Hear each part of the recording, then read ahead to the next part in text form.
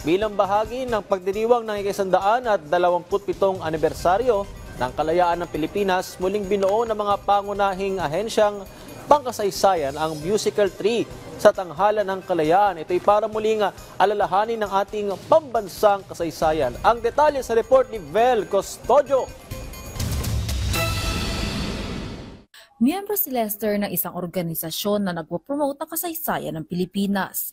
Bilang paggunita niya sa Araw ng Kalayaan, suportado at nanonood siya ng musical tree sa tanghalan ng kalayaan sa Metropolitan Theater, Maynila. Yung kasaysayan ay dapat din nating ilapit sa publiko lalo.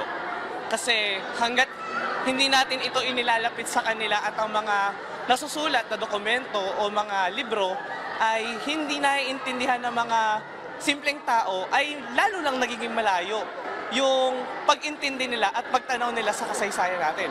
Inaasahan natin na yung ating mga kababayan na manonood ay maaantig ang kanilang puso, mas lalong mapapalalim ang kanilang pagmamahal sa bayan, at ma-appreciate nila lalo kung gaano ka tindi yung struggle para sa ating kalayaan. Bilang bahagi ng pagdiriwang ng ika-127 anibersaryo ng kalayaan ng Pilipinas, muling binuo ng National Historical Commission of the Philippines, National Commission for Culture and the Arts, Cultural Center of the Philippines, at iba pang local historical committees ang musical tree sa tanghalan ng kalayaan. Ito ay para muling alalahanin ng ating pambansang kasaysayan.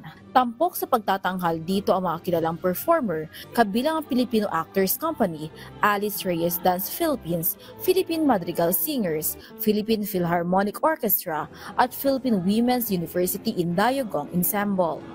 Kasama rin sa performers ang iba't ibang local artists sa direksyon ni Chris Millado. Pinagsama sa tanghalan ng tradisyonal at makabagong anyo ng sining para ikwento ang kasaysayan ng kalayaan. Pinapaalala niya sa atin na sa pamagitan ng sining na pangmusikal, makikita natin na itinatanghal ang mga kwento tungkol sa ating kalayaan. Mapakita natin ang kwento ng ating mga bayani noong panahon ng revolusyon, noong panahon ng Kastila, hanggang sa kasalukuyang bayani katulad ng ating mga nasa Coast Guard at sa Philippine Navy. Sold out ang ticket sa musical tree sa tanghalan ng kalayaan sa Metropolitan Theater.